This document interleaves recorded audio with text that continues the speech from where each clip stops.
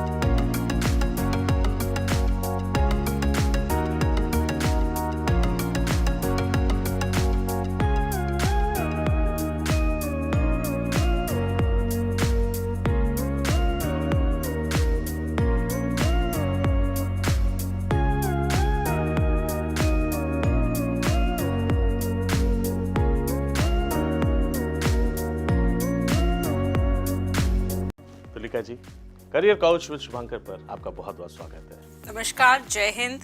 आपका भी अभिवादन और आपके सभी दर्शकों का भी मेरा नमन। थैंक यू सो मच कि आपने मुझे यहाँ निमंत्रण दिया और मेरा सौभाग्य है कि आज आपसे बात हो रही है।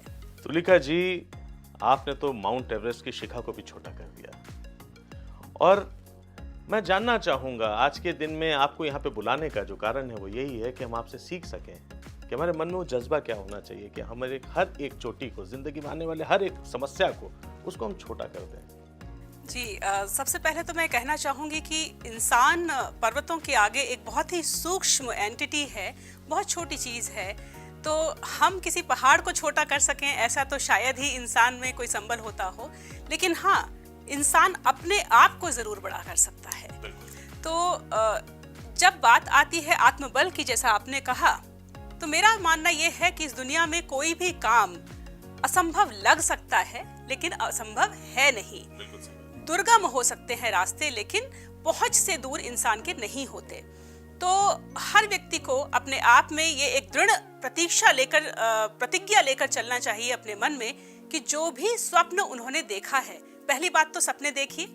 जैसे कि माउंट एवरेस्ट दुनिया की सबसे ऊंची चोटी है, लेकिन अगर सपना देखा जाए तो उसकी चोटी पर भी इंसान खड़ा हो सकता है।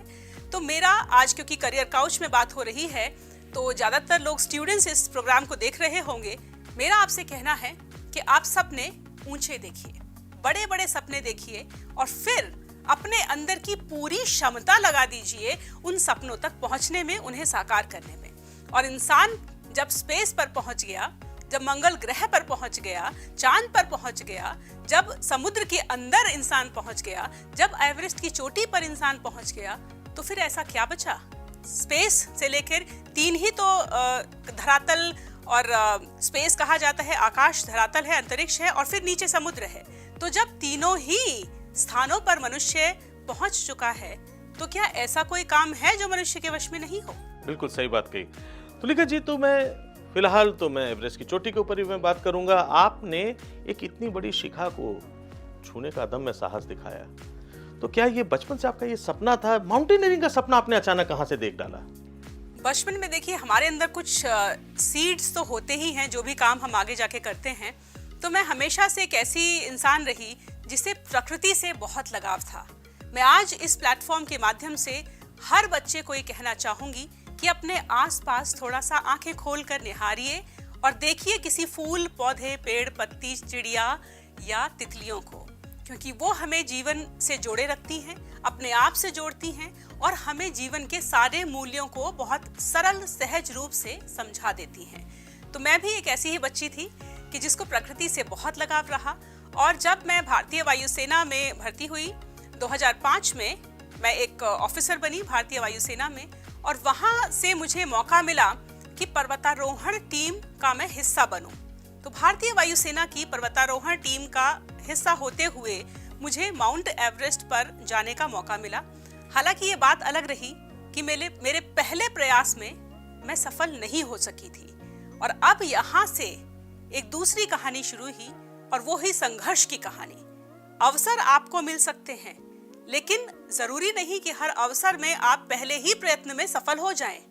अगर आप विफल हुए तो आपको अपनी विफलताओं को सफलता में बदलना आना चाहिए, और उस विफलता से कभी भी निराश, हताश होकर उस स्वप्न को त्याग नहीं देना चाहिए। तो तुलिका जी, बिल्कुल आपने सही बात की कि अगर आत्मबल अगर मजबूत हो और आपने सपने ऊंचे देख रखे हैं और आप में जज्बा हो कि हम सबसे ऊंची चोटी को छूना है, तो चोटी आपके सामने सूक्ष्म नजर आएगी। तुलिका जी, मैं एक बात मैं जानना चाहूंगा कि पर्वतारोहण आपने सपना देख डाला, आप में साहस भी था, सब कुछ, लेकिन सिर्फ साहस होने से तो नहीं होता है, एक प्रिपरेशन होता होगा उसका।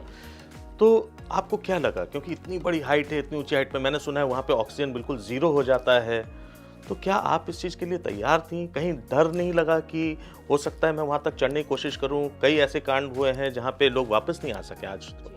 तो आपको कैसे, मतलब आपने किस प्रकार का प्रिपरेशंस क्या थी? What were the preparations? ये बहुत अच्छा आपका प्रश्न है कि सपने तो देखना आसान है, लेकिन सपनों को साकार करने के लिए सिर्फ जज्बे से काम नहीं चलता। उनके लिए आपको बहुत ही ग्राउंड लेवल पर आकर प्रिपरेशन करनी पड़ती है, और वो प्रिपरेशन 1-2 दिन की नहीं, कभी कभी सालों की होती है। और उतना धैर्य आप में लगातार होना चाहिए। जब आप हर दिन थोड़ी थोड़ी मेहनत करेंगे, तब जाकर आप उस फाइनल डे पर अच्छा परफॉर्म कर पाएंगे। तो मेरे साथ भी ये रहा कि जब मैं भारतीय वायुसेना के पार्ट के रूप में माउंट एवरेस्ट पर चढ़ने की तैयारी कर रही थी, तो इसमें मुझे 2 साल की गहन ट्रेनिंग करनी पड़ी, जो भारतीय वायुसेना द्वारा कराई गई थी। माउंट एवरेस्ट पर जाने से पहले हमने 4 पर्वतों पर और आरोहण किया था, जो कि बहुत दुर्गम पहाड़ माने जाते हैं भारत के। सियाचिन ग्लेशियर में जनवरी के महीने में 2 बार ट्रेनिंग की थी, और सियाचिन ग्लेशियर साउथ एशिया की सबसे ठंडी जगह है। जब 2011 में किन्हीं कारणवश मैं सफल नहीं हो पाई थी चोटी तक पहुंचने में, तो 1 साल मैंने और लगाया, और उस 1 साल के हर दिन मैंने कड़ी मेहनत की। हर ऑल्टरनेट डे पर मैं 20 किलोमीटर दौड़ा करती थी। उस समय हर दिन, हर क्षण 24 घंटे मैं अपने दोनों पैरों में 3-3 किलो के वजन हर समय पहने रहती थी। और चाहे लोग कुछ भी कहते रहें, कुछ लोग हंसते थे उस पर, लेकिन मुझे पता था कि पहाड़ चढ़ने के लिए ये आवश्यक है। तो आपके सपनों को पूरा करने के लिए जो भी आवश्यक है, आप उसे करते रहिए। उस 1 साल की गहन ट्रेनिंग के बाद मैं जिम भी करती थी, दौड़ती भी थी, वजन अपने कमर पर लेकर लगातार सीढ़ियां भी चढ़ती रहती थी। कभी कभी ट्रैवल कर रही होती थी तब अगर ट्रेन कहीं आधे घंटे खड़ी हो गई, तो स्टेशन पर उतरकर भी सीढ़ियां चढ़ने लगती थी। तो जब आप इस तरह से अपने लक्ष्य में रम जाएंगे कि आपको उसके अलावा कुछ और दिखना ही बंद हो जाए, तब एवरेस्ट भी आपके पहुंच में आ जाएगा। तो इस तरह से फिर 2012 में मैं अंततः एवरेस्ट की चोटी पर तिरंगा फहराने में सफल हुई। तो तुलिका जी, 2012 की कहानी तो हमेशा जहन में रहेगी, क्योंकि वो जो था, वो आपकी जो सफलता जो थी वो शायद पूरे विश्व ने सुनी। लेकिन मुझे कहीं कहीं लगता है कि सफलता की कहानी से ज़्यादा असफलता की कहानी ज़्यादा जरूरी है, क्योंकि वही चीज़ है जो आपको सफलता के लिए प्रेरित करती है। तो मैं जानना चाहूँगा, जब आप असफल हुई थी, चढ़ नहीं पाई थी, उस समय आपका मनोबल टूटा नहीं? आखिर हुआ क्या था जिसने आपको फेल किया? फिर आपको दोबारा क्या, आपके अंदर जो प्रिपरेशन थी उसको आपने कैसे एक्सीड की? असफलता की कहानी क्या थी? ये बहुत सही आपने पूछा, क्योंकि जनरली जब हम देखते हैं सफल लोगों को तो हमें उनके पीछे की कहानी पता नहीं रहती और काफ़ी लोग उसे शेयर भी नहीं करते। लेकिन मैं यहाँ ये शेयर करना चाहूँगी कि 2011 में जब मेरा प्रयास सफल नहीं हुआ था, तब देखिए लोगों के रिएक्शंस अकॉर्डिंगली आएंगे।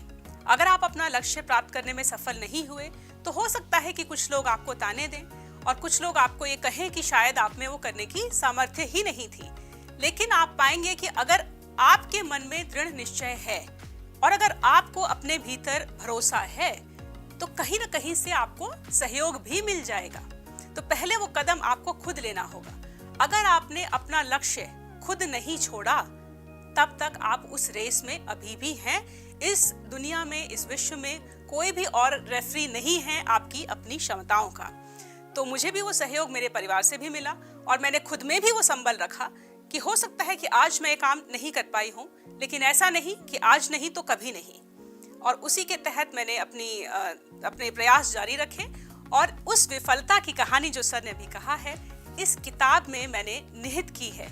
ये आज प्राइम टीवी पर इंटरव्यू हो रहा है, ऐसा ही कभी एक इंटरव्यू हुआ था और जिसमें बहुत ज़्यादा सफलता नहीं थी, वो मेरा बहुत अच्छा अनुभव नहीं रहा था, लेकिन वो भी इस चीज़ में शामिल है।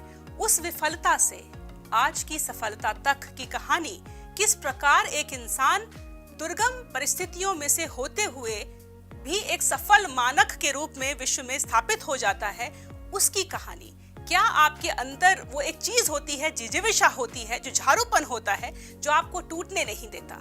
हम सब इंसान हैं, हमें सबको डर लगता है, हम सब कभी कभी अपनी मुश्किलों पर रोते हैं, लेकिन उसके बावजूद भी काम करना नहीं छोड़ते। इस किताब में वो कहानी है। तो मैं चाहूंगी कि आप कभी इस बुक को लेके पढ़ें।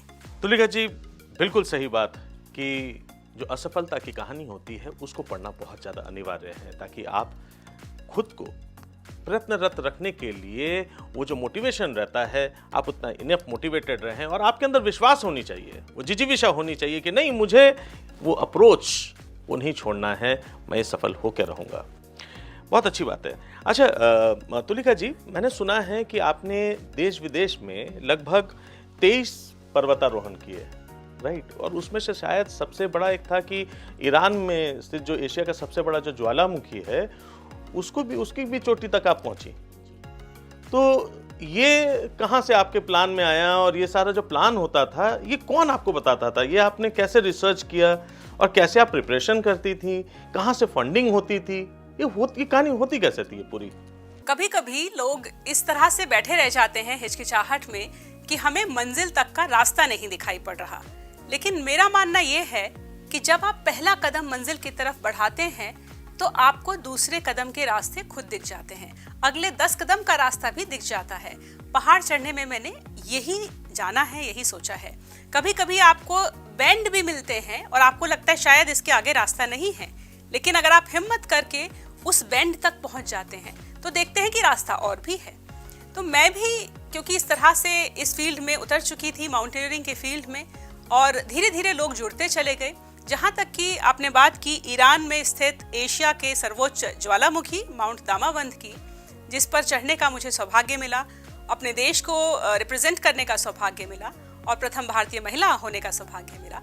तो इंडिया में ही एक क्लाइंब हुई थी हिमाचल प्रदेश में, इंडियन माउंटेनियरिंग फेडरेशन के तहत। उसमें ईरान के क्लाइंबर्स भी आए थे और उन्होंने मुझे वहाँ देखा था क्लाइंब करते हुए।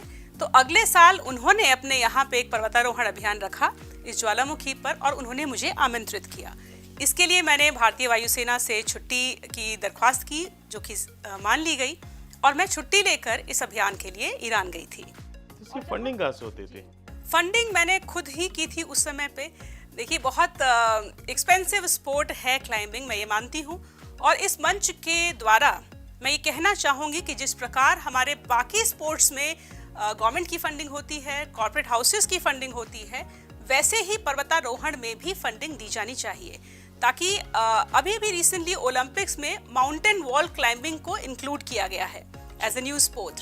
और सरकार भी अब बढ़ावा दे रही है माउंटेनियरिंग को। हमारे देश में विभिन्न हाइट्स के बहुत सारे पर्वत हैं, तो हमारे पास एक तरह से एक अपार संपदा है पहाड़ों के रूप में। और उसे अगर हम एक टूरिज्म के हिसाब से प्रमोट करना चाहें, एक एडवेंचर स्पोर्ट्स में करियर के हिसाब से प्रमोट करना चाहें, तो बहुत ही अच्छा एक एम्प्लॉयमेंट का एवेन्यू हमारे युवाओं को मिल जाएगा। तो मेरी फंडिंग तो देखिए मैंने खुद ही की थी। माउंट एवरेस्ट पर भी जब मैंने दूसरी एक्सपीडिशन की थी, तो मेरे खुद के ही 21 लाख मेरी सेविंग में से मैंने लगाए थे उस समय।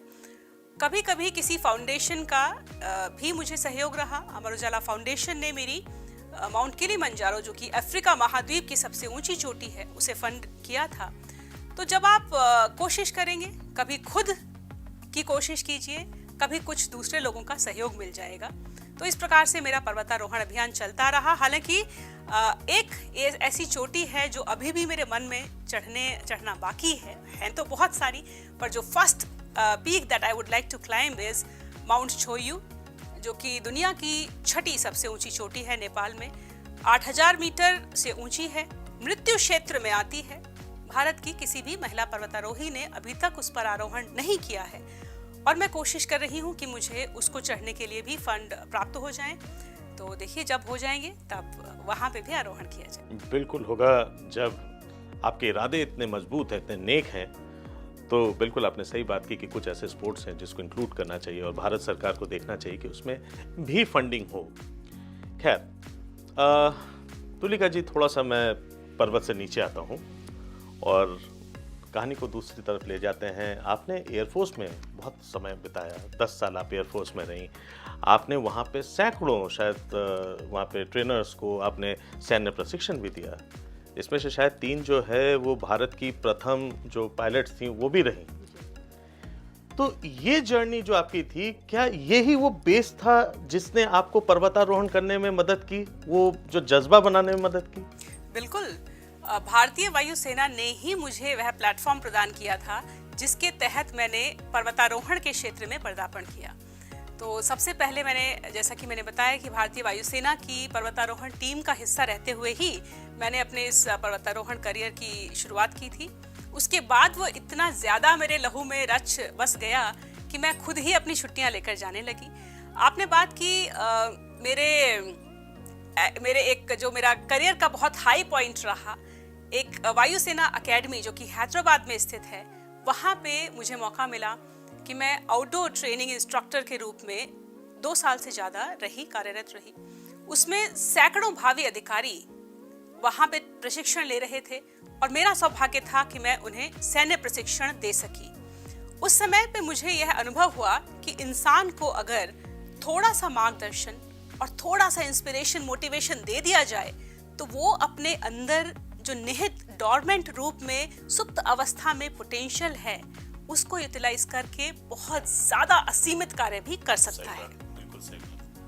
तो तुलिका जी, 14 अवार्ड्स, माउंटेनियरिंग, एयरफोर्स, इतनी सारी कहानियां, और ये जो जर्नी है ये खूबसूरत होती चली जा रही है। अब टेड टॉक में जा रही हैं, टेडएक्स पे बात कर रही हैं, मोटिवेशनल स्पीकर के हिसाब से आपके वीडियोस बहुत अच्छे तरीके से वायरल हो रहे हैं। कहाँ जा रही है, आपको क्या लग रहा है, और आप क्या क्या करने वाली हैं? मुझे लगता है कि इंसान की क्षमताओं का कोई अंत नहीं है। देखिए, आदि शंकराचार्य का एक सूक्त मुझे अभी पढ़ने का मौका मिला, जिसमें उन्होंने कहा है कि अनादि अनंता जगत चेतना हूँ, अनादि अनंता। तो यही कॉन्सेप्ट मुझे जिंदगी में प्रेरित करता रहता है, डिफरेंट फील्ड्स में अपने पोटेंशियल को ट्राई करने के लिए। इंसान की क्षमताओं का ना अंत है ना आदि है। हम कुछ भी करने में सक्षम हैं कि सिर्फ किसी एक फील्ड में, देखिए एक फील्ड में जब जाएं तब तो वहां पे आप परचम लहरा ही दें शिखर तक, उसके बाद वहां अंत ना समझिए। जिंदगी में जब तक सांस है तब तक ना सपनों का कोई अंत है, ना संघर्ष का कोई अंत है, ना ही आपकी लालसा जिज्ञासा का अंत होना चाहिए। और इसी के तहत पहले मैं भारतीय वायुसेना में 10 वर्ष रही। वहाँ बहुत सारे अधिकारियों को मुझे सैन्य प्रशिक्षण देने का मौका मिला। आज भी वो मुझे जब पूछते हैं, जब मुझसे गाइडेंस लेते हैं या मुझसे आभार प्रकट करते हैं, तो मुझे बहुत अच्छा लगता है, गर्व की अनुभूति होती है। वहीं रहते हुए माउंटेनियरिंग में भी मैंने थोड़ा बहुत कुछ काम कर सकी।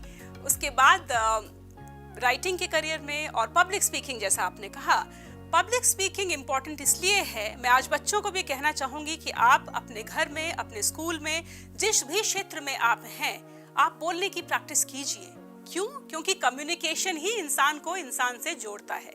कम्युनिकेशन के तहत ही आप अपने विचारों को इस दुनिया में प्रसारित कर सकेंगे, और विचारों में बहुत ही गहन शक्ति है इस पूरे के पूरे एनवायरनमेंट को ट्रांसफॉर्म कर देने की।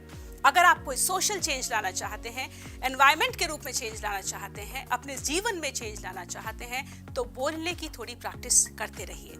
तो इसीलिए मेरे आज कल बहुत सारे टॉक्स हो रहे हैं, अंतर्राष्ट्रीय स्तर पर भी काफ़ी हो रहे हैं। टेडेक्स, जैसा आपने कहा, टोस्ट मास्टर्स में कीनोट स्पीकर, और देश विदेशों में आजकल मैं बच्चों से बात कर रही हूँ, महिलाओं से बात कर रही हूँ, बहुत सारे सामाजिक इश्यूज़ पर बात कर रही हूँ, क्योंकि मुझे लगता है कि हम सबको इस विश्व की एक एक यूनिट को एक दूसरे से जुड़कर इस समय सामाजिक, आर्थिक और बहुत सारे परिवर्तन जो हमें चाहिए, जो हमें अपनी भावी जनरेशंस को ये दुनिया देकर जानी है, उसके लिए एकजुट हो जाना चाहिए। बिल्कुल सही बात कही तुलिका जी। मैं किन शब्दों में आपका आभार व्यक्त करूं कि आपने अपने इतने बिजी शेड्यूल से कुछ वक्त निकाला और आपने आके यहाँ पे हमारे ऑडियंस, बच्चों को इतनी अच्छी जानकारी दी। आपने वो मोटिवेशन दिया जो आज के दिन में सबसे ज़्यादा अनिवार्य है बच्चों में होने के लिए। कंपटीशन सामने हैं, उनके लिए उनका एवरेस्ट वही है, और ये एवरेस्ट की कहानी आपको आपके शिखर तक पहुंचाएगी। इसी आशा के साथ हम ऐसे गेस्ट आप तक पहुंचाते हैं। आशा करते हैं शो आपको बहुत अच्छा लगा होगा। एक बार बहुत बहुत शुक्रिया फिर से तुलिका जी, आप हमारे शो में आए। दोस्तों, देखना ना भूलिएगा करियर काउच विद शुभांकर अगले हफ्ते एक बार फिर, रविवार रात 9 बजे।